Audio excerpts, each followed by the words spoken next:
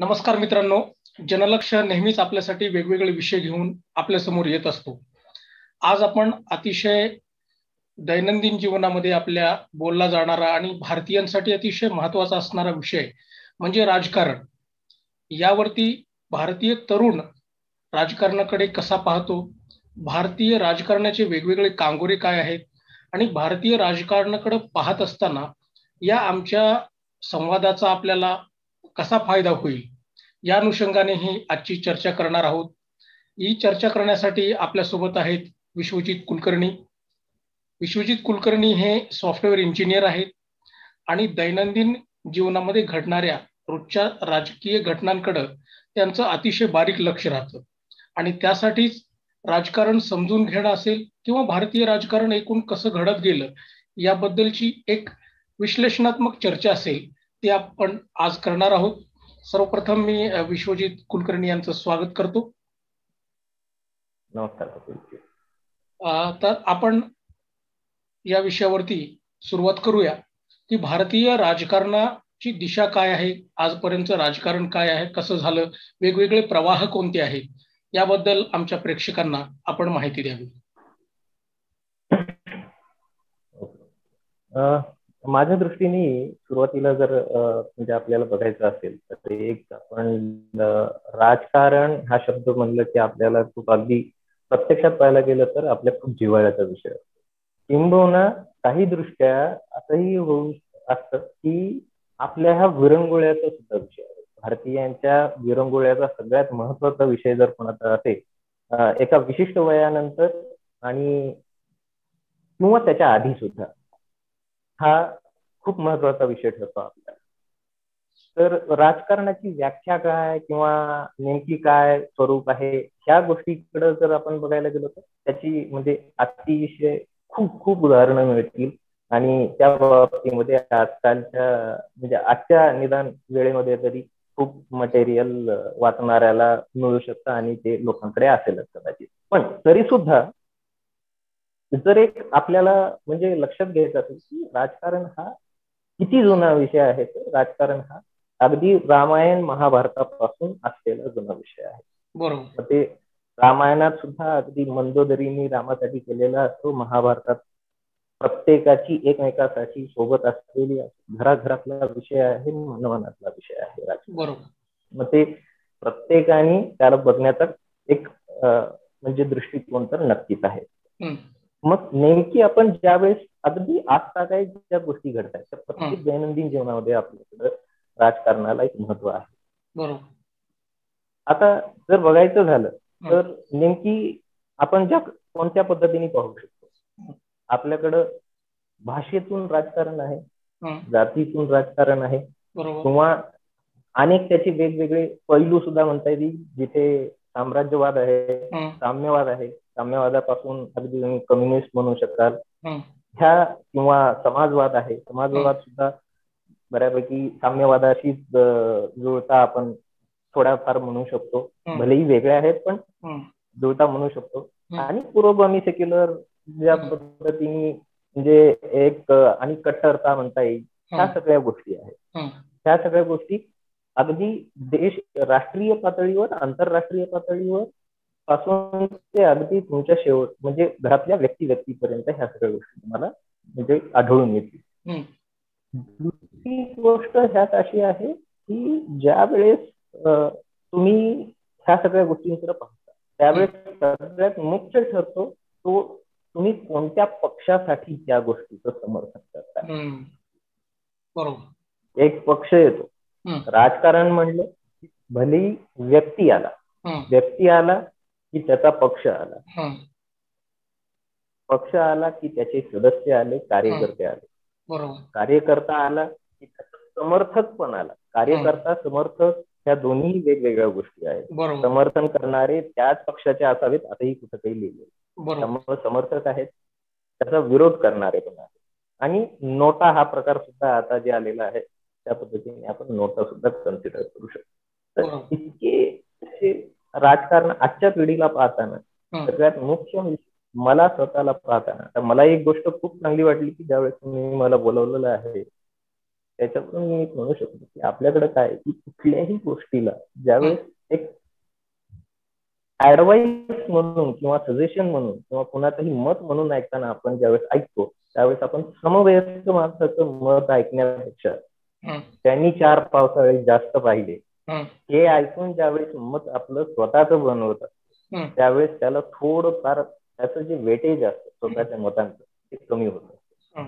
मला माझे वडील सांगतात, माझा मोठा भाऊ सांगतो, माझे आजूबाजूचे काका सांगतात, आमच्या गल्लीतले हे मुख्य माणूस आहेत त्यांनी सांगितलं, आमच्या जिल्ह्याचा आमदार आहे, हा आमदार खूप चांगलं काम करतो म्हणून मी त्यांच्या पक्षाचं समर्थन करतो, किंवा हा स्टेटचा मुख्यमंत्री आहे हे खूप चांगलं काम करतात, खासदार आहे, जे काही आहे अशा पद्धतीने आपलं जे मत बनवत असतो आपण, तर मत बनवताना ज्याची ऍडवाइस आलेली आहे किंवा ज्याला पाहून बनवलेलं आहे ह्या गोष्टीकडे आपलं फार मुख्यत्वे काय होतं की त्यांनी जास्त पाहिलं किंवा त्यांनी काहीतरी करून दाखवलंय म्हणून आपण त्याचं मत ऐकण्याकडे जास्त लक्ष देतो. तर त्या दृष्टीने माझं तरी तसं काही राजकारणात किंवा त्या विषयावर फारसं अभ्यास आणि त्यातला सक्रिय सहभाग नसताना सुद्धा साधारण व्यक्ती म्हणून ज्या पद्धतीने आपण विचार करू शकतो आणि त्याचं मत तुम्ही ऐकताय ही एक मुख्य गोष्ट वाटते मला, जेणेकरून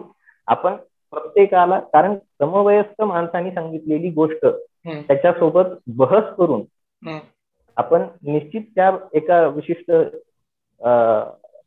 स्थितीपर्यंत पोहोचू शकतो की ज्या ठिकाणी आपण स्वतःचं मत मांडू शकतो किंवा निर्माण करू शकतो. आता राजकारण ह्या विषयासाठी मग आपण इथून पुढे त्याची वेगवेगळ्या स्तरावरती चर्चा करू शकतो. आता मला पहिला प्रश्न हा आहे की एक सामान्य माणूस राजकारणाबद्दल मत कसं बनवतो यापासून आपण सुरुवात करूया. हे बघा, जसं मी म्हणाल एक आपल्याकडे काय पद्धत आहे की इतिहास वाचला की मत बनवणं सुरू होतं. करेक्ट. घरातली काही गोष्टी, काही कृती, काही बोलणे ऐकले की मत बनणं सुरू होतं. करेक्ट. माझा एका विशिष्ट वयामध्ये कोणीतरी एक राजकीय नेता खूप माझ्या मनाला पटतं तसं बोलला की त्या पद्धतीने माझं मत बनायला सुरू होतं. आणि पण फार जे जास्तीत जास्त आपल्याला दिसून येईल की जसं तुम्ही शाळेत जे काही इतिहास शिकलात, मी इतिहास शिकलो, जितके आपण आणि त्या विषयाशी आपण जितके संलग्न राहतो त्या पद्धतीने आपला स्वतःची मानसिकता बनत जाते आणि त्या दृष्टीने आपला राजकारणाला घेऊन तसं आपली एक मानसिकता बनत. सध्या राजकारणाबद्दल मत बनवत असताना तुम्ही म्हटलात की इतिहास हा विषय जास्त महत्वाचा ठरत आहे. त्यातही दैनंदिन टीव्हीवर दाखवणाऱ्या मालिका असतील किंवा सोशल माध्यमातून जे वेगवेगळे समर्थक म्हणा किंवा वेगवेगळे प्रोपगंडा पसरवणारे लोक असतील, त्याही माध्यमातून अनेक लोक राजकारणाबद्दल आपलं मत बनवताना दिसतात. आपण सोशल मीडियावर बऱ्यापैकी सक्रिय असता, तर या संदर्भात आम्हाला काहीतरी सांगा. ज्यावेळेस आता लोक एकमेकांना किंवा स्वतःच जे काही मत बनवत असतात एक प्रमाण सिद्ध करण्यासाठी असं आहे की एक विशिष्ट पार्टी, काँग्रेस जितकी जुनी पार्टी आहे भारतामध्ये बऱ्यापैकी कम्युनिस्ट सुद्धा आहे, भारतीय कम्युनिस्ट पक्ष सुद्धा तितकाच जुना आहे बऱ्यापैकी. पण कम्युनिस्ट आणि म्हणजे थोडक्यात साम्यवाद जो आहे, साम्यवाद कुठल्या गोष्टींना कुठल्या गोष्टींचं समर्थन करतो, कुठल्या गोष्टींचं समर्थन करत नाही, ह्या गोष्टी अशा काही सुरुवातीच्या काळात ज्या आपण पाहिल्या की जितक्या काही सिरियल्स बनत असतात, तर त्या सिरियल्स बनवताना किंवा जितक्या काही स्पेसिफिक पोस्ट आपण पाहत असतो, मोठे मोठे ब्लॉग पाहतो, कोणी लिहिले आहेत, कोणत्या विचारसरणीच्या माणसाने लिहिले आहेत, ते डाव्या विचारसरणीच्या माणसांनी लिहिले आहेत, उजव्या विचारसरणीच्या माणसांनी लिहिले, कारण ह्या गोष्टीला डावी विचारसरणी आणि उजवी विचारसरणी भारतीय राजकारणामध्ये खूप महत्वाचं योगदान देते किंवा त्यांचा खूप मोठा वाटा आहे ह्या दोन्ही गोष्टींच्या लोकांचा. किंवा कारण ते कोणत्या प्रकारे राजकारणाकडे पाहतात, देशाच्या प्रगतीकडे पाहतात किंवा त्यांची जी विचारसरणी घेऊन ते लोकांमध्ये आलेले आहेत त्या दृष्टीने ते लोकांची मनं वळवण्यात कितपत यशस्वी होतात त्या गोष्टीला ती खूप महत्व आहे. त्यावेळेस एखादी सिरियल आहे किंवा ब्लॉग आहे, तो कोणी लिहिलंय. आता जोपर्यंत सोशल मीडियाचं काही फारसं लोकांना ज्ञान नव्हतं किंवा ज्ञान असेलही, मी ऑर्कुट वापरत होतो, मी ऑर्कुटवर खरंच काही राजकारणाबद्दल लिहित होतो का? मी ट्विटर वापरत होतो. एक साधारणतः समजा 5 वर्षाखाली गेला आणि ट्विटरकडे पाहिलं तर 5 वर्षाखाली ट्विटरकडे बघण्याचा लोकांचा दृष्टिकोन असा होता का? नाही. ऑर्कुटकडे बघण्याचा होता का? नाही. मग नेमकी काय बदल घडतो? तर एक कुठेतरी कोणती तरी एक अशी सिस्टीम कार्यरत असते की जी त्या गोष्टींना लोकांच्या समोर अशा पद्धतीने घेऊन येते. एक बिझनेस मॉडेल नक्कीच असतं कुठल्याही कंपनीचं किंवा राजकीय पक्षाचं. प्रत्येक राजकीय पक्षाचं ते तुम्हाला समोर दिसत असतील किंवा दिसत नसतील, त्यांचं एक बिझनेस मॉडेल नक्कीच असतं. बिझनेस मॉडेल म्हणजे अगदी व्यावसायिक दृष्ट्या म्हणून नाही, पण लोकांपर्यंत पोहोचण्याचा एक वेगळा मॉडेल म्हणून ते घेऊन येतात.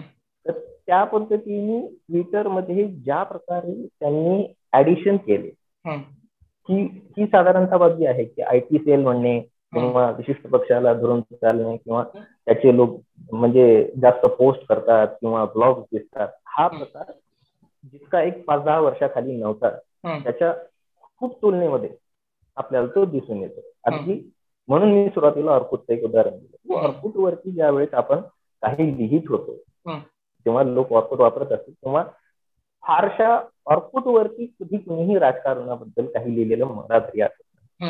पण फेसबुक वरती सुद्धा सुरुवातीच्या काळात राजकारणाबद्दल कोणीही काही, ट्विटर वरती सुद्धा असेल. ट्विटरचे ज्यावेळेस, कारण प्रत्येक बिझनेस शेवटी ट्विटर एक बिझनेस मॉडेल आहे, तर त्या बिझनेस मॉडेल त्यांच्या पद्धतीने काम करत असताना त्यांनी पाहिलं असेल किंवा पॉलिटिक्सचे जास्त लोक लिहितात, पॉलिटिक्सच्या बद्दल जास्त लिहितात, तर त्या पद्धतीने ट्रेंड ऑप्शन काढा, ट्रेंडिंग काय आहे दाखवा, लोक ज्याच्याबद्दल जास्त लिहितात त्या पद्धतीने जे काही त्यांचे स्वतःचे अल्गोरिदम असतील त्या पद्धतीने तयार केले. ज्यावेळेस हा ट्रेंड येतो त्यावेळेस लोकांमध्ये नेमकी काय रुजवायचं आहे हाच त्याच्या मागचा उद्देश आहे. आणि ती कोणते लोक तयार करतात त्याला फार महत्व येतं. एका विशिष्ट मनोवृत्तीला फक्त विरोध करायचा म्हणून जर ते येत असते तर त्या प्रकारे त्यांचा कंटेंट कसा दाखवता येतो. आता एक साधारणतः जस्ट फक्त एक उदाहरण म्हणून जर घ्यायचं असेल तर आपण ताजमहल म्हणून घेऊ शकतो. ताजमहल शहाजहाननी बांधला, त्यांनी बांधला अशा प्रकारे जे आहे त्याचाच एक माझ्या मते वैद्य म्हणून जे लेखक आहेत त्यांनी पुन्हा ओक म्हणून जे आहे ओक लेखकांनी सांगितलं की हा ताजमहल नाही, हा तेजो महाल आहे. आता उदाहरण सांगण्याचा उद्देश एवढाच की कोण त्या प्रकारे त्याचा अभ्यास करण्याची पद्धत काय आहे आणि त्याची विचारसरणी काय आहे त्याच्यावरून ते दाखवण्याचा आणि तुमचं मत बनवण्याचा. त्याचं स्वतःचं मत ऑलरेडी बनलेलं आहे, तो तुमचं मत बनवतोय. आता त्याचं वाचून खरंच त्या गोष्टीची शहानिशा करायची की नाही आणि मग स्वतःचं मत काय बनवायचं. म्हणजे आता आपण बघतो की राजकारणाबद्दल मत बनवत असताना ह्या समाज माध्यमाचा अतिशय प्रभावी वापर सर्वच पॉलिटिकल पार्टीज करत आहेत. यामध्ये आपल्याला मत बनवत असताना याचा मदत होते की माणसं एक अंगाने विचार करायला लागतात, याबद्दल तुमचं काय मत आहे? सोशल मीडियावरती मुख्यत्वे मी जसं म्हणाल किंवा आपल्याला म्हणजे एकंदरीत त्यात मी सुद्धा आहे की आपल्याला सुरुवातीच्या काळात सोशल मीडिया ह्या गोष्टीचा वापर कसा करायचा. ज्यावेळेस साधारणतः 1996 मध्ये वगैरे ज्यावेळेस मोबाईलची सुरुवात झाली त्यावेळेस 16 रुपये आउट गोईंग किंवा आणि 8 रुपये इनकमिंग बिल होतं. त्यावेळेस लोकांना मोबाईलचा वापर माहीत नव्हता. जसे जसे त्याच्यामध्ये टच स्क्रीन म्हणा अजून काही बरेचसे नवीन प्रकार येत गेले. आजच्या घडीला असं झालं की आउटगोईंग सुद्धा बिल येत किती वेळ ही बोला. मग हा थोडक्यात काय की आपल्याला वापर माहित नाही, मिळू लागले जे समोर आलंय ते फक्त वापरणे एवढं माहिती.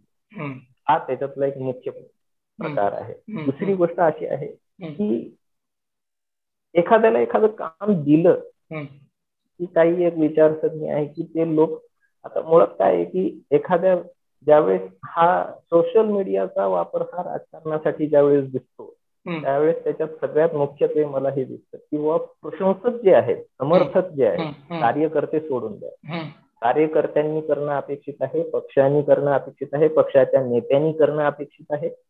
पण ज्यावेळेस समर्थक म्हणून स्वतःला एखादा व्यक्ती जर म्हणजे दर्शवत असेल किंवा समजत असेल आणि तेही सोशल मीडियावर, त्यावेळी तो जे काही पोस्ट करतोय त्याच्यावरती काय म्हणून निर्बंध लावावे हा प्रश्न कोणालाही समोर येऊ शकतो. कारण त्याच्या पोस्ट किती असाव्यात, कशा असाव्यात, भाषा कशी असावी, त्याला किती जणांनी म्हणजे रिप्लाय द्यावेत, ह्या गोष्टीवर कुठेही बंधन नाही.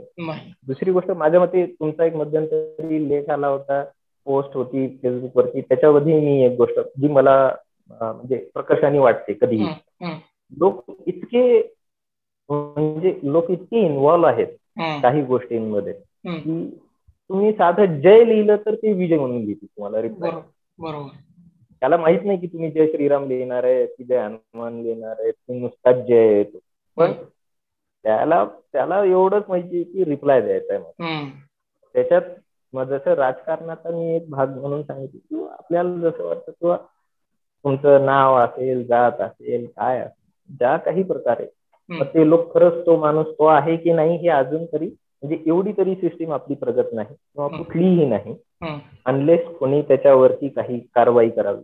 पण दुसरी गोष्ट त्याच्यात आहे की सायबर क्राईम ही जी गोष्ट आहे, सायबर क्राईम अजून तिथं फारसं प्रामुख्याने ह्या गोष्टींना लक्षात घेत नाही किंवा लक्ष देत नाही. इतकी सायबर क्राईम आपल्याकडे प्रगत आहे, आर्थिक दृष्टीनेही आणि तांत्रिक दृष्टीने इतकी प्रगत आहे, ह्याच्यावरती थोडासा संशय आहे. कारण खरंच त्या प्रकारे करण्यासाठी, कारण एका माणसाने एक गोष्ट लिहिली आहे त्याच्यावरती 50 लोक कमेंट करत असतील किंवा त्याला असंविधानिक शब्दांनी उत्तर देत असतील, तर निश्चित किती जणांवरती आणि कशी आणि काय कारवाई करायची या गोष्टीचं मुळात लोकांनाही नाहीये आणि तांत्रिक संविधानिक दृष्ट्या त्यांच्याकडेही त्याचं फारसं उत्तर आहे असं मला वाटत. असेल तर निश्चित ते कारवाई करतच असेल, पण ही जी कारवाई आहे ती एका विशिष्ट प्रकारे म्हणजे ज्यावेळेस पोलिसी कारवाई मधून येतात किंवा क्राईम अगदी अपराध घडला अशा प्रकारे ज्या वेळेस बघितल्या जातात त्या गोष्टीकडे, कोणाची म्हणजे डिजिटल फसवणूक आहे, ह्या सगळ्या गोष्टी ह्या फसवणूक ह्या गोष्टीला ते म्हणजे जास्त लक्ष देऊन त्याच्यामुळं सध्या जो सोशल मीडियाचा वापर आहे तो फक्त समर्थकांनी घडवलेला. म्हणजे इथं तुम्ही त्यातले विचार बघत नाही, तर केवळ तुम्ही आधीच तुमच्या डोक्यात ठरलेलं आहे की या राजकीय पक्ष, हा राजकीय नेता माझा आहे आणि याला कोणी काही म्हटलं तर मी त्याला उत्तर देईन. इथं आपलं मत बनवायला ते जात नाहीत, मत बनवून जातात. निश्चित त्याचं स्वतःचं मत बनलेलं, मी जसं म्हणालो किंवा त्यांनी मत बनवलेलं आहे, तो तुमचं मत बनवायला आलेला, तो हे सांगायला आलेलाच नाही. मुळात गोष्ट काय आहे की मी जसं म्हणालो किंवा काय पोस्ट पाहिजे त्याला काही पक्षाकडून प्रत्यक्षरित्या कुठली म्हणतात त्या गोष्टीचा पाठिंबा नाहीये, त्याला लाभ नाहीये, पण त्याला पाठिंबा पण नाहीये. मुख्य गोष्ट अशी आहे की तुम्ही ज्यावेळेस एखाद्या गोष्टीबद्दल तुम्ही सांगताय त्यावेळेस ती प्रत्यक्षरित्या त्या पक्षाची अधिकृत भूमिका आहे का आणि ते सांगणं आहे का, पक्षातच सांगणं आहे का, ते नाहीये. त्याच्यामुळे काय की समर्थक ज्या पद्धतीने वापर करताय आणि त्याच्यामध्येही फार ज्याचा म्हणजे अगदी अतिरेक होतोय, त्या पद्धतीने त्याचा अतिरेक होत असेल तर ही गोष्ट म्हणजे समर्थक म्हणून एखाद्या गोष्टीचं समर्थन करणे किंवा कुठल्याही गोष्टीचा ही एक तशा पद्धतीने पाहायला गेलं तर चांगलीही गोष्ट आहे की बाबा आज लोक इतके निदान प्रगत होत आहेत किंवा सुशिक्षित होत आहेत त्या बाबतीमध्ये की जी गोष्ट चूक आहे तर चूक आहे म्हणून सांगतायत, बरोबर आहे तर बरोबर आहे म्हणून सांगतात आणि मत व्यक्त होत आहे. व्यक्त होण्यासाठीचा जो प्लॅटफॉर्म पाहिजे होता लोकांना, जो इतके दिवस फक्त आंदोलन किंवा ह्या सगळ्या गोष्टी होत्या, तर ज्या गोष्टी डिजिटल गोष्टीमुळे मला प्रत्यक्षात रस्त्यावर उतरून ती सांगण्याची गरज पडत नाही. आणि रस्त्यावर उतरून माझं ऐकेल कोण हा मोठा प्रश्न आहे. कारण जर 100 लोक एका गोष्टीवरती पोस्टवरती येऊन रिप्लाय देत असतील किंवा 100 लोक पोस्ट करत असतील, तर त्याचा प्रत्यक्षरित्या कुठेही जमावबंदी करण्यासाठी किंवा आता काही जमाव जमला आहे झाला आहे लोकांचा किंवा कुठेतरी अडवणूक होतीये बाकीच्या सामान्य लोकांची, नागरिकांची, हा त्यात कुठेही विषय येत नाही डिजिटल वरती. त्याचा हा एक चांगला उपयोग मला वाटतो की जेणेकरून तुम्हाला व्यक्त होता येते आणि तुमच्या व्यक्त होण्याला समर्थन लोकांचं जे पाहिजे तर ते आता त्याच्यात मुख्य अजून एक मी ही सुद्धा गोष्ट पाहतो की आजकाल लोक समर्थन मिळवण्यासाठी आधी लोक शोधतात. तुम्ही कोणत्या पक्षाचे समर्थक आहात, तुमच्या पोस्ट काय आहेत, तुम्ही काय प्रकारे बोलताय, नेहमी ते तुमच्याकडे त्यांचं एक प्रकार थोडं काही प्रकारे त्यांच्याकडे त्यांचा अभ्यास असतो तुमच्यावर गेलेला. त्या गोष्टी तुम्ही खरंच तुम्ही त्यांचे खरे समर्थक आहात का, एखाद्या पक्षाचे त्यांच्या विचारसरणीचे आहात की नाही ते बघत असतात तुम्ही. आणि त्या बघण्यावरून तुम्हाला रिक्वेस्ट येऊ शकते आणि मग ते जे पोस्ट करतायत त्यावरून तुम्ही त्यांच्या बरोबर सोबत आहात की नाही त्यावरून ते ठरवत असतात. बरोबर. तर आता आपण सोशल मीडिया किंवा त्यावरती असणारे समर्थक आणि त्यातून विचार इकडून आपण भारतीय राजकारणामध्ये किती वेगवेगळे प्रवाहाचे पक्ष, राजकीय पक्ष अस्तित्वात आहेत याबद्दल आम्हाला माहिती द्या. माझ्या दृष्टीने 2 गोष्टी आपण एक प्रवाह म्हणण्यापेक्षा आपण असं ठरवू की भारतीय राजकारणामध्ये 2 गोष्टींना सगळं ह्या 2 गोष्टींच्या असोसिएशन म्हणा किंवा त्यांच्या इंडिपेंडंट चालण्यावरती त्या गोष्टी चालू आहेत. मग ते प्रवाह काहीही असो. एक आहेत ते स्थानिक पक्ष आणि एक आहेत ते राष्ट्रीय पक्ष. राष्ट्रीय पक्षाचं धोरण, त्यांची नीतिमत्ता किंवा त्यांची विचारसरणी, त्यांची कार्यप्रणाली, सगळ्या गोष्टी ह्या स्थानिक पक्षाच्या पेक्षा खूप वरच्या स्तराच्या असतात, असं एक माझं स्वतःच मत आहे. कारण त्यांचा दृष्टिकोन हा एका ठराविक वर्गापुरता, त्यांच्या फक्त समर्थकांपुरता असा नसतो. मग ते कधी विरोधी पक्षातले राष्ट्रीय पक्ष असतील किंवा सत्तेतले राष्ट्रीय पक्ष असतील, पण त्यांचं जे धोरण असतं ते पूर्ण देश पातळीवरती लोकांना धरून असतं. जेव्हा की स्थानिक पक्षांचं असं आहे की त्यांची प्रादेशिक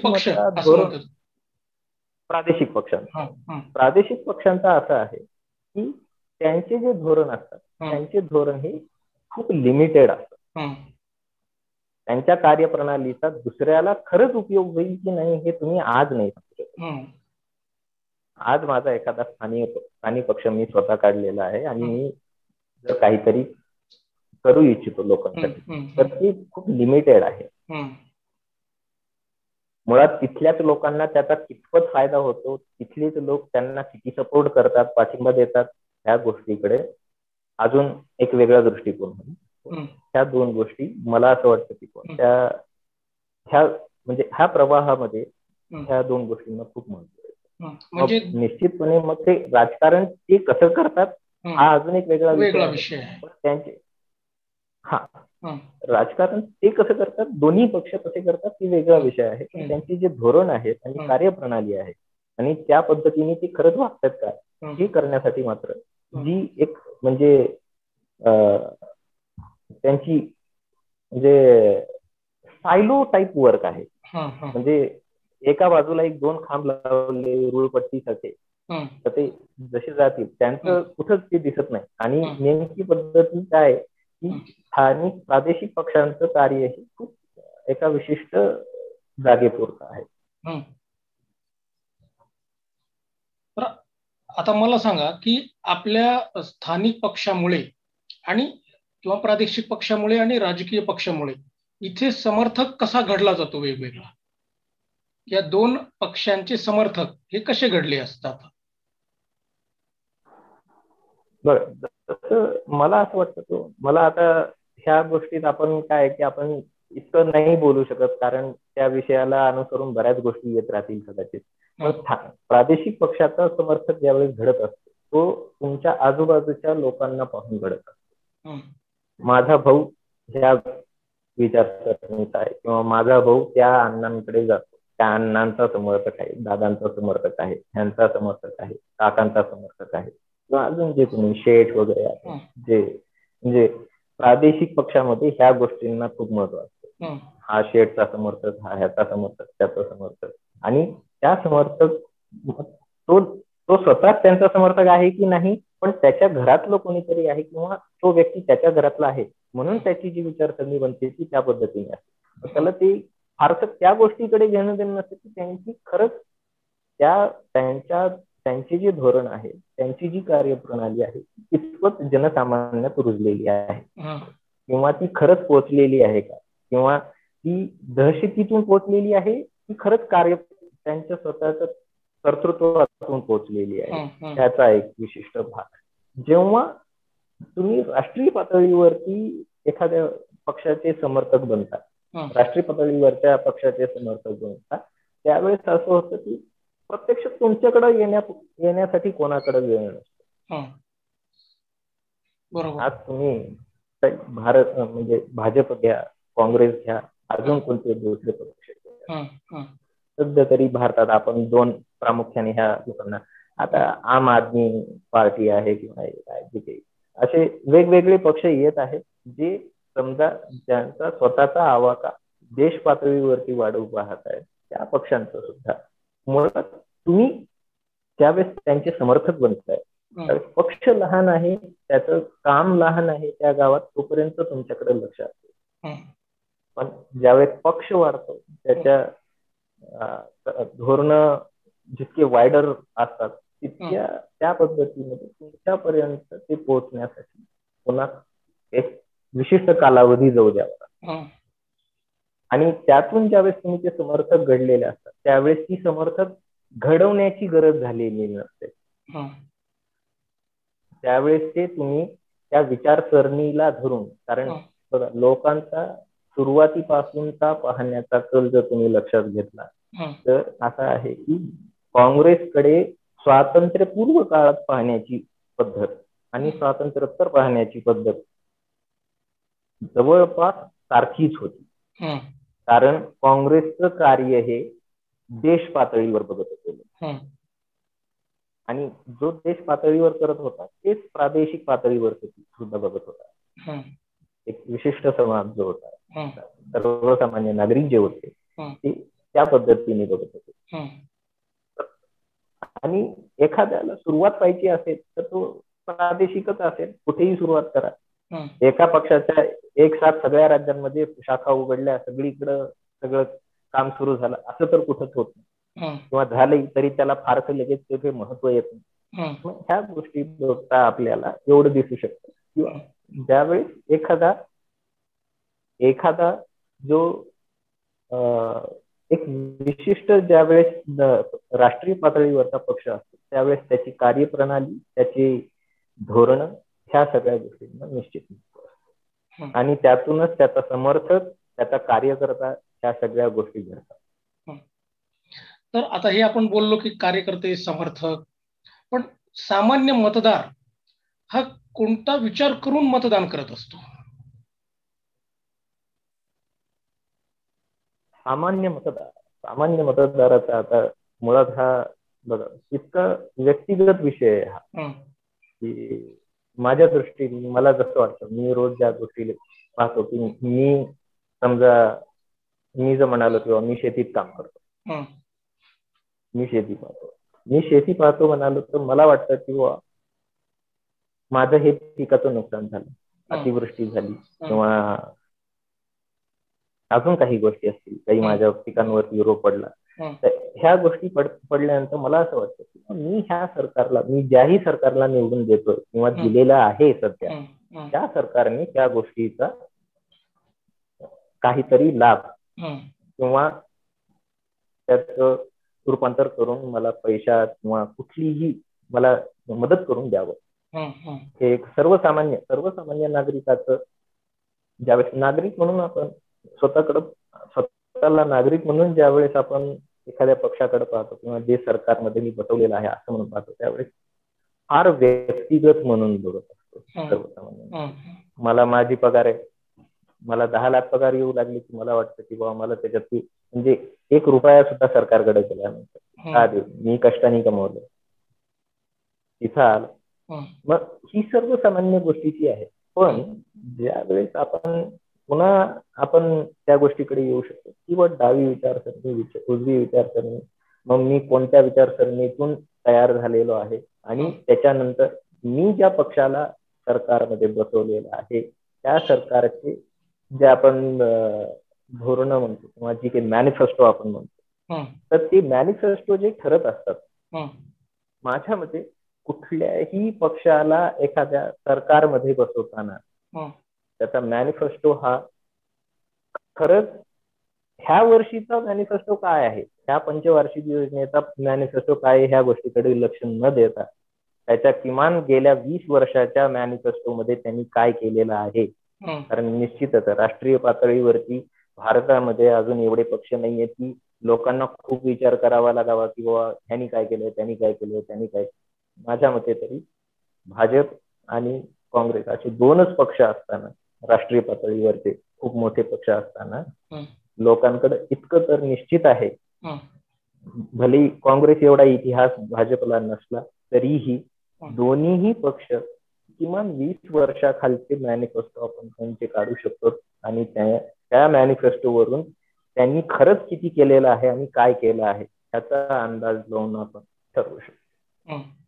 म्हणजे आपण उदाहरण म्हणून जे की आपण मी जसं म्हणतो की बाबा ह्या गोष्टीकडे लोक लक्ष देत नाहीत. एक उदाहरण म्हणून सांगायचं झालं तर राम मंदिर हा विषय होता. राम मंदिर हा विषय जेव्हापासून बीजेपीला वाटतं की बाबा ते राम मंदिर बनवतील तेव्हापासून त्यांच्या मॅनिफेस्टोमध्ये तो विषय आला. मॅनिफेस्टो अगदी सुरुवातीला म्हणजे मुख्य मुद्दा म्हणून ठेवण्यात आला. हळूहळू त्याचा मोदीजी येईपर्यंत त्याचा जो सिक्वेन्स होता तो सिक्वेन्स थोडा थोडा कमी होत अगदी खाली गेला. म्हणजे मुख्य लक्ष जे आहे ते वेगळ्या गोष्टींना देण्यात आलं. जे लक्ष आधी राम मंदिर होतं, पण तरी सुद्धा ही गोष्ट झाली की नाही झाली, एक उदाहरण म्हणून जर बघायचं असेल तर ती झाली की नाही झाली हे बघायचं असेल तर त्या गोष्टीकडे बघायचं. 370 सारखा मुद्दा होता. 370 काढायचं म्हणत असतील सगळे पक्ष म्हणत असतील, पण काढण्यासाठी प्रयत्न काय केले गेले आणि खरंच काढण्यात आलं का? सरकार 4 वेळेस आलं आणि 4 वेळेस गेलं. समजा एखादा पक्ष म्हणत असेल की आम्ही एखादी गोष्ट तयार करू आणि त्याच पक्षाचं 4 वेळेस सरकार आला आणि 4 वेळेस ते केलेलं, तरी सुद्धा जर ती गोष्ट झालेली नसेल तर ते आपल्याला ठरवावं लागेल की ती गोष्ट ती मॅनिफेस्टो मध्ये दाखवलेली आहे ती कितपत योग्य आहे. तर ह्या पद्धतीने मला वाटतं की कारण त्याच्या पुढे असं होतं की तुम्ही जे काही ठरवलेलं आहे ही धोरणं मुख्यतः काय आहे तर ही धोरणं तुमची पुढे नागरिकांपर्यंत पोहोचवण्याचं काम आजच्या घडीला सोशल मीडियाकडे आलं आहे. आजकालचा हा जो वापर आहे सध्याच्या घडीला असा आहे की अगदी म्हणजे शेवटच्या माणसापर्यंत मोबाईल पोहोचलेला आहे. शेवटच्या माणसापर्यंत टच स्क्रीन मोबाईल पोहोचलेला आहे, नेट पोहोचलेलं आहे. आणि ज्यावेळेस हे पोहोचलंय तिथपर्यंत त्या माणसाकडं त्याचा अर्थ तुमची केलेली गोष्ट पोहोचण्याचं साधन निर्माण झालेलं आहे. रस्ता तिथपर्यंत तयार झालेला आहे. मी हे केलं की नाही केलं.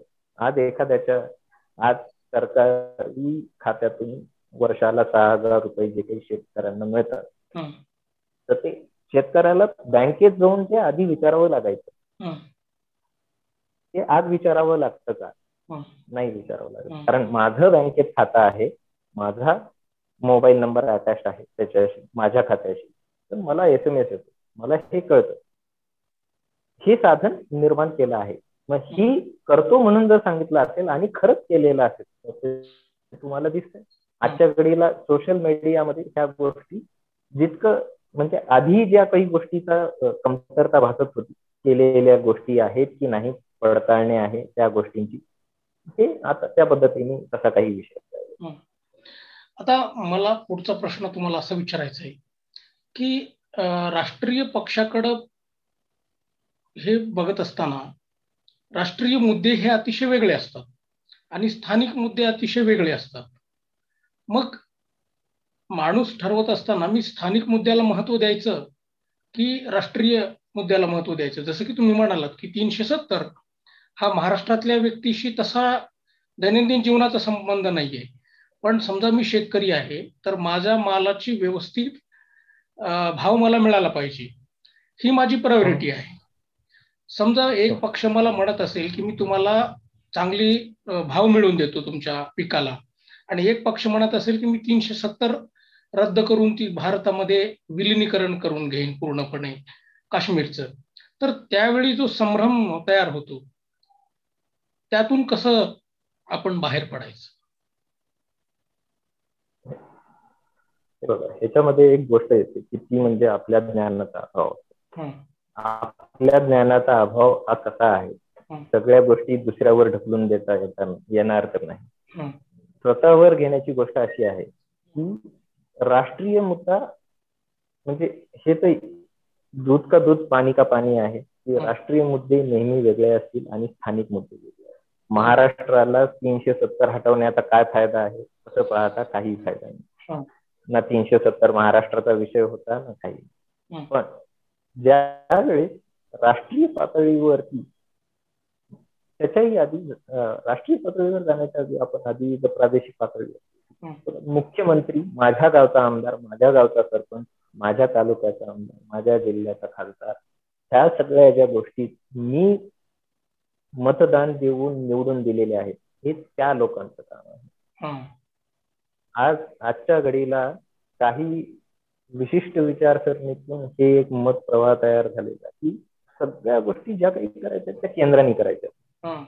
मग केंद्रात कुणाचंही सरकार असो, गरजेचं नाही की तुम्ही कोणत्या पक्षाचे त्याच पक्षाचा असावं, पण जे काही करायचंय ते केंद्राने करावं. माझ्या घरासमोरची नाली साफ करायची, मी नगरपालिकेचा विचार सोडून देतो आणि मी केंद्राकडे सांगतो किंवा केंद्राने म्हणजे माझ्या घरासमोरची नाली साफ व्हायला पाहिजे हे नगरपालिकेला आदेश द्यावे नाही. मी नगरपालिकेत जाऊन त्या गोष्टी का होत नाही त्याची बघणं तिथल्या महापौराचं काम, नगरसेवकाचं काम आहे, तिथल्या अजून तुम्ही जे काही आमदार निवडून दिले त्यांचं काम आहे. ते थोडंफार आपण म्हणजे आपल्याला जसं जसं आपण वाचत जाऊ किंवा त्या गोष्टी लक्षात घेऊ, ह्या गोष्टीकडे बघण्याचा कल जो आहे. म्हणजे मला एक गोष्ट थोडीशी मोदीजी पंतप्रधान झाल्यापासून एक गोष्ट थोडीशी जास्त जाणवते ही गोष्ट. मी एकतर हा विषय अशा पद्धतीने घेत नाही कुठलाही सर्वसामान्य नागरिक, पण दुसरी गोष्ट अशी झाली राष्ट्रीय पातळीला की माझ्या गल्लीत काय घडतं मला ह्याच्याशी नाही. पण अमेरिकेला मी हे का दिलं, अमेरिकेकडून त्यांच्यासोबतचे सल्ले कसे, मग त्यांच्यासोबतचं राजकारण कसं आहे, चीन कसं काय पुढे आला, त्यांचं अजून काय झालं, ह्या गोष्टी बघण्यात जास्त लोकांचा कल वाढला आहे. म्हणजे माझ्या बाजूला काय होतं हे मला बघायचं नाही. बरोबर. पण मी आंतरराष्ट्रीय विचार करू लागलो, ही एक गोष्ट मला तशी जाणवते. पण जर आता विषयाच्या नुसार सांगायचं झालं तर राष्ट्रीय मुद्दा म्हणून बघताना राष्ट्रीय मुद्दे हे काय आहे की तुमच्या अस्मितेचं प्रतीक आहे. काही मुद्दे जे आहेत ते तुमच्या अस्मितेचं प्रतीक आहे.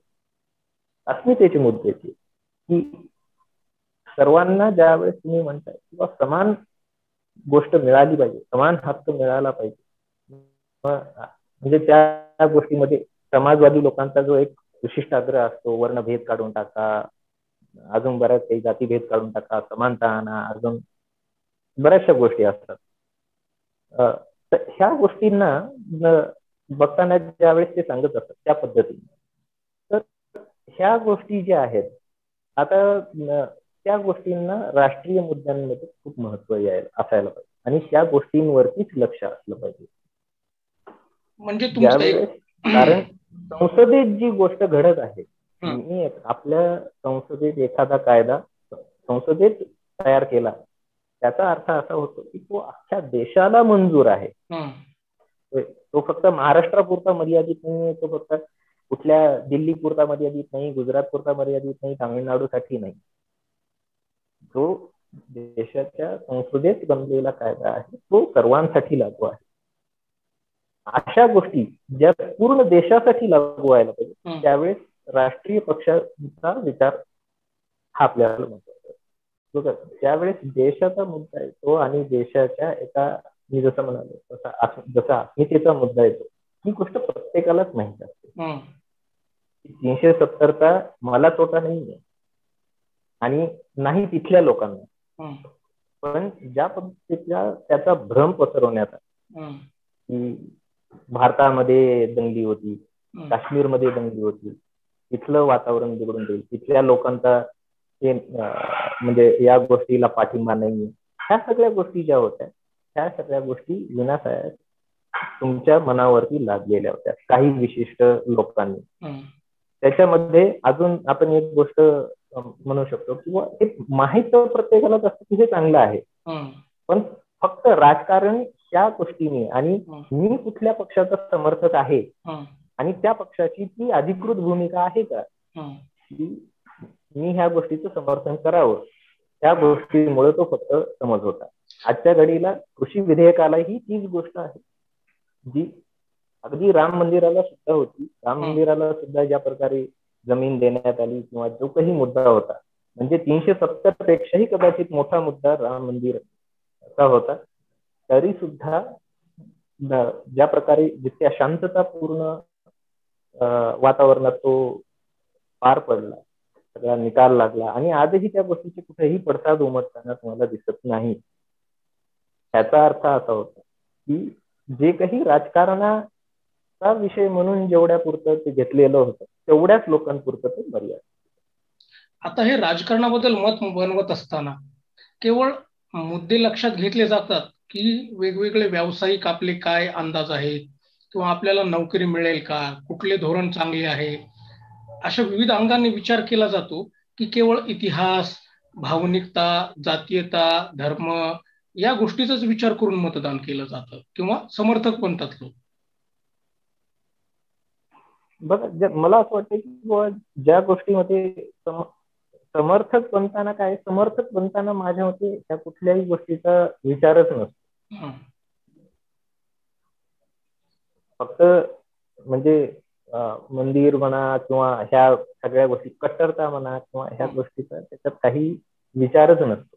समर्थक बनताना फक्त माझ्या मनाला पटणारी गोष्ट बोललेला आहे का समर्थक, ह्याच गोष्टीकडे जास्त लक्ष असतं. बेरोजगारी आहे, रोजगार किती देणार. बघा, एक उदाहरण म्हणून जर सांगायचं झालं तर असं मी सांगू शकतो की भारतातल्या 20% गरीब कुटुंबांना वर्षाला 72,000 साधारणतः जे काही थोडंफार म्हणजे रक्कम जी असेल ती कमी जास्त आहे, पण 72,000 ते 75,000 देण्याचं मॅनिफेस्टोमध्ये सांगण्यात आलं. खरंच 72,000 मिळू शकतात का वर्षाला? काम करून जर लोकांना 50,000 वर्षाला मिळत नसतील तर 72,000 फुकट मिळू शकतात का? हा मोठा विषय आहे. पण ज्यावेळेस मी त्या गोष्टीकडे लक्षच देत नाही आणि फक्त 72,000 ह्या गोष्टीकडे जर लक्ष देत असेल तर मात्र मी समर्थक या नात्याने, कारण मला जे पाहिजे ते मिळालं. मला काय पाहिजे होतं की मला घरी बसून आनंदाने मिळणारा पैसा पाहिजे होता, काहीच न करता. मला मिळाला का? हा, मिळतोय म्हणून तर सांगितलं, मी समर्थक झालो त्या गोष्टी. त्यामुळे काय की त्या गोष्टीमध्ये बघताना की खरंच रोजगार मिळणार आहे का, किती मिळतो, आणि तुम्ही सांगताय म्हणजे आता तसं खरं तर त्या गोष्टींनी नुसार बोलायला नाही पाहिजे, पण आपण हे सांगू शकतो की देशाच्या गृहमंत्र्यांनी परवा एक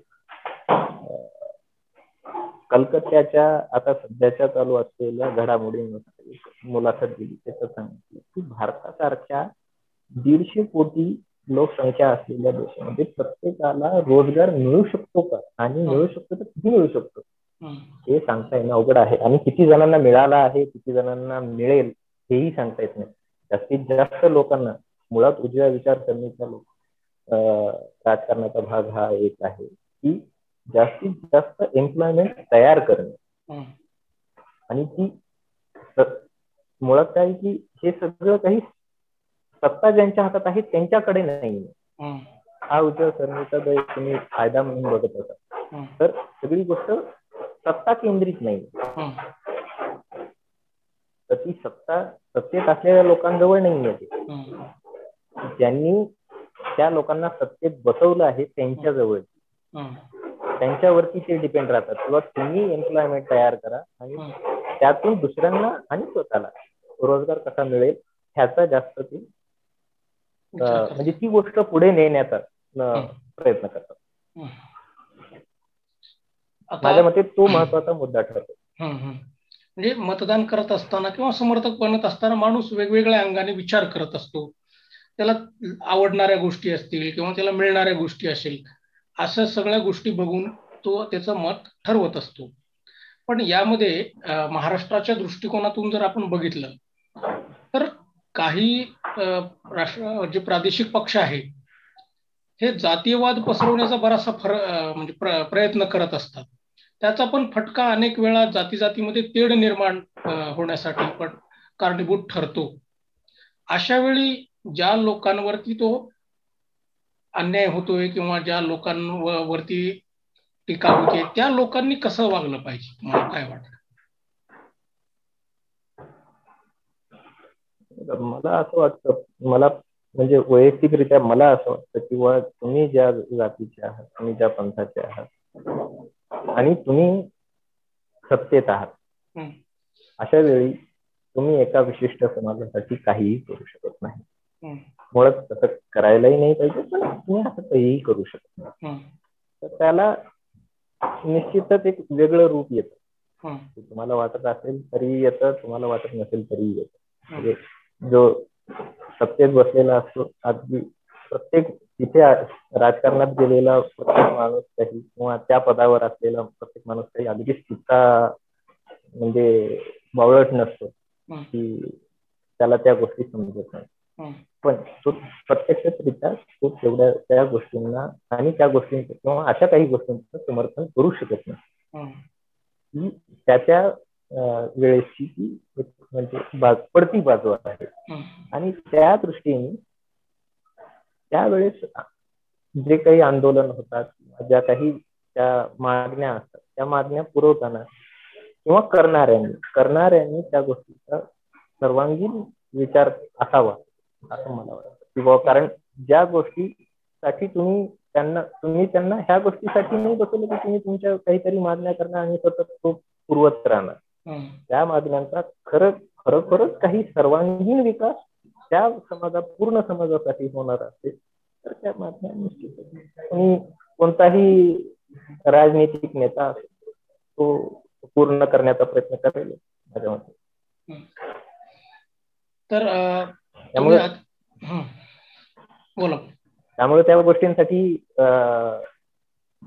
त्या गोष्टींसाठी जे काही तुमचं मत बनवलेलं आहे तुम्ही त्यासाठी थोडासा धीराने तो प्रश्न सोडवण्यासाठी तयारीत असलं पाहिजे असं. तर आपल्या तरुण लोकांनी राजकारणाकडे बघत असताना केवळ समाज माध्यमावर अवलंबून न राहता आपल्या वेगवेगळ्या गरजा काय आहेत, त्या गरजा कोण पूर्ण करू शकतो, आणि राजकारण म्हणजे केवळ मनोरंजन नाही, तर राजकारण ही एक अतिशय आपल्या जीवनावर प्रभाव पाडणारी गोष्ट आहे. तर याकडं आपल्या सर्व तरुण लोकांनी अतिशय गंभीररित्या पाहिलं पाहिजे. तर तुम्ही काय 2-4 टिप्स सांगाल की तुम्ही समाज माध्यमात वावरत असताना कसं तुम्ही एखाद्या गोष्टीवरती रिॲक्ट व्हा किंवा कुठल्या बातमीमधनं कसं रिॲक्ट व्हायला पाहिजे किंवा कुठल्या धोरणांकडे लक्ष दिलं पाहिजे जेणेकरून केवळ एकमेकांना क्रिया-प्रतिक्रिया न देता त्या राजकारणाचा, त्या राजकीय पक्षांचा आणि शासनाचा आपल्याला उपयोग करून घेता येईल? मला असं वाटतं की ज्या पद्धतीने आजच्या घडीला आपण सोशल मीडियावरती रिॲक्ट होत असतो. मुळात गोष्ट अशी आहे की सोशल मीडियाचं स्वातंत्र्य अशा प्रकारचं आहे की आपण वाचलेलं नाही. जर ते वाचलं असेल तर ते आपल्याला निश्चित लक्षात येईल आणि लोक त्या पद्धतीने त्याचा वापर करतील आणि त्या पद्धतीने लिहायचं. दुसरी गोष्ट, एक जी गोष्ट आपण अगदी काही कित्येक दिवसापासून आपण न्यूज म्हणजे वर्तमानपत्रांमधून, मार्मिक वेगवेगळे मासिकांमधून आपण ते पाहतो, ते विडंबनात्मक काही छोटे छोटे असे विडंबन तयार केलेले असतात. पण त्या विडंबनाचा अगदी पराकुठचा काहीतरी वेगळा अर्थ न निघता त्यातून खरंच जे आपल्याला मांडायचं आहे ते जर होत असेल तर निश्चित त्या गोष्टीला सुद्धा एक चांगलं रूप देता येतं. अगदी त्याचा काहीतरी अश्लील त्याचा अर्थ निघावा किंवा अगदी दुसऱ्याला समोर त्याला त्याचं म्हणजे वाईट वाटावं किंवा काही प्रकारचं त्याच्यामध्ये नकारात्मक गोष्ट यावी असं जर होत असेल तर मला वाटतं त्यामध्ये तशा पोस्ट किंवा तसा काही मजकूर लिहिण्यामध्ये किंवा तशी विचारसरणी तुमची असण्यामध्ये त्याचा काही एक फायदा होत नाही. त्यातून निश्चित फक्त म्हणजे एकमेकांबद्दल भावना दुखावल्या जाणे आणि काहीतरी द्वेष निर्माण होणे त्याच गोष्टीतून. तर त्या गोष्टी आपण किती प्रकारे जर वाचल्या तर त्या माझ्या मते लक्षात आपल्याला. दुसरी गोष्ट आहे, बोलताना त्या गोष्टीचा आपल्या बोलण्यामुळे समोरच्याचा काय होऊ शकतो किंवा म्हणजे त्याच्या विचारांवरती काय परिणाम होऊ शकतो. कारण ज्यावेळेस आपण एखाद्या गोष्टीला समर्थक म्हणून बघत असतो, कार्यकर्ता म्हणून बघत असतो, त्यावेळेस आपलं सगळं म्हणजे आपला आदर हा सगळा तिथं असतो ज्या पक्षासाठी आपण काम करतो, ज्या व्यक्तीसाठी आपण काम करतो. समोरचा तो काहीतरी त्या पद्धतीने बोलला, बरं मला ह्या गोष्टीनुसार मला ती छोटीशी गोष्ट प्रमोद महाजनांची फार आवडते. स्वर्गीय प्रमोद महाजनांना मी एक असा व्यक्ती मानतो राजकीय क्षेत्रातला की त्याच्या केलेल्या सिंगल टवाळीवरती सुद्धा विरोधक सुद्धा अगदी लोळून हसत असतील. अशा प्रकारची जर तुमची टीकाही असो किंवा काहीही असो, मग ती विडंबन असेल, तुम्ही समोरच्याला हसवण्यासाठी किंवा आपल्या पार्टीच्या हसवण्यासाठी जरी केलं असेल समर्थकांनी, तरी समोरचा त्याला द्वेषात न घेत नाहीये, ह्यातच त्या सगळ्या गोष्टीचा समावेश आहे. अशा पद्धतीने केलेल्या गोष्टीला काहीही नसतं आणि मुळात ही समोरच्यामध्ये काय जी कमतरता आहे हे तुम्ही ते टीका करून दाखवणं झालं, मला असं वाटतं. आणि निश्चितच आपला दोन्हीकडच्याही राजकारणामध्ये भारताचं आजच्या घडीला बदलत असलेलं राजकारण, एक उदाहरण म्हणून जर सांगायचं झालं तर थोडक्यात एक पटकन सांगेन मी. आजच्या घडीला साम्राज्यवाद ही कल्पना खूप हळूहळू कमी होत चाललेली, पण चीन सारखा देश ऑलमोस्ट त्यांचे 17 देशांसोबत राजकीय म्हणजे सीमेवरून, सागरी सीमेवरून, हवाई सीमेवरून वाद चालू आहे. हा फक्त साम्राज्यवादाचा सैनिकीकरणाचा, आता साम्राज्यवादात सुद्धा बऱ्याचपैकी म्हणजे अनेक वेगवेगळे त्याचे अंग आहेत, आर्थिक दृष्ट्या आहे, सैनिक दृष्ट्या आहे, सांस्कृतिक दृष्ट्या आहे. पण चीनचं त्या गोष्टीतलं बदलतं राजकारण हे अगदी आपण नेहरूंच्या काळापासून बघतो. हिंदी चीनी भाई भाई म्हणल्यापासून ते त्याच्यानंतर काही वर्षानंतर त्यांनी केलेल्या युद्धापासून, त्यांच्यासोबत हरलेल्या युद्धापासून त्या आज तागायत. आणि आज चीनी सैन्य मागे चाललेलं सगळ्या जगाने पाहिजे. त्याचबरोबर इतर देशांचा म्हणजे आफ्रिकन देशांवरती, म्हणजे युरोपीय देशांचा आफ्रिका खंडातल्या छोट्या छोट्या देशांवरती असलेला साम्राज्यवाद, ह्या सगळ्या गोष्टीकडे पाहता थोडं आपलं जे भारताचं आताचं राजकारण आहे, त्यातली उदाहरणाची गोष्ट म्हणजे मोदीजींची गेल्या वर्षी चीनला भेट झाली. चीनला भेट दिल्यानंतर त्यांनी मंगोलियाला भेट दिली. तसं पाहता चीन आणि मंगोलिया हे परस्पर विरोधी देश आहेत सध्याच्या घडीला. चीनचा सीमावाद हा मंगोलिया सोबत सुद्धा आहे आणि मंगोलियाला भेट दिली. तुम्ही जर आजच्या घडीला भारतीय राजकारण असाल तर मोदीजींचं राजकारण तुम्ही बघून ह्या पंतप्रधान मोदीजी वैयक्तिक म्हणून किंवा कुठल्या पक्षाचे म्हणून, तर एक पंतप्रधान म्हणून जर तुम्ही बघत असाल तर तुम्ही जी चाणक्य नीती काय सगळ्या नीती ज्यावेळेस तुम्ही बघता वाचता आणि त्याचं अनुकरण कुठे होताना बघत असाल तर शत्रूचा शत्रू हा आपला मित्र असतो. मंगोलियाला दिलेली भेट, मंगोलियाला दिलेली आर्थिक मदत, ह्या सगळ्या गोष्टी तुम्ही आजच्याकडे बघू शकता. बांगलादेश सोबत सुद्धा चीनचं बऱ्यापैकी आता सीमावाद आहे, पण तरी सुद्धा आजची सध्याची दिलेली पंतप्रधानांनी बांगलादेशला दिलेली भेट हे भारतीय राजकारणाचं बदलतं चित्र आहे. आज सगळ्यात दिलेल्या जवळपास सगळ्यात मोठमोठ्या देशांना दिलेल्या भेटी, त्यातून होणारे सलोख्याचे संबंध हे सगळ्या देशांनी पाहिले, सगळ्या देशांनी पाहिले. भारताने तर पाहिलेच, पण त्यातून आपल्याला समजणाऱ्या गोष्टी पुरेशा आहेत. म्हणजे आपण म्हणतात की तात्कालिक राजकारण, प्रादेशिक राजकारण आणि राष्ट्रीय राजकारण या सगळ्याकडं आपण अगदी डोळसपणे पाहायला हवं. समाज माध्यमावरती व्यक्त होत असताना संयमित भूमिका घेऊन व्यक्त व्हावं आणि पूर्ण धोरणांचा आपल्या दैनंदिन जीवनासोबतच भविष्यात काय परिणाम होऊ शकतो हे सुद्धा पाहावं आणि तरुण मुलानं राजकारणाकडे एक सकारात्मकतेच्या दृष्टिकोनातून पाहावं असं आपण आम्हाला आपल्या बोलण्यातून सुचवलात. आपण आमच्याशी बातचीत केली, अशा अनेक विषयावरती आमच्याशी आपला संवाद आमच्याशी व्हावा आणि आज आपण आम्हाला आपला वेळ दिलात त्याबद्दल धन्यवाद. धन्यवाद.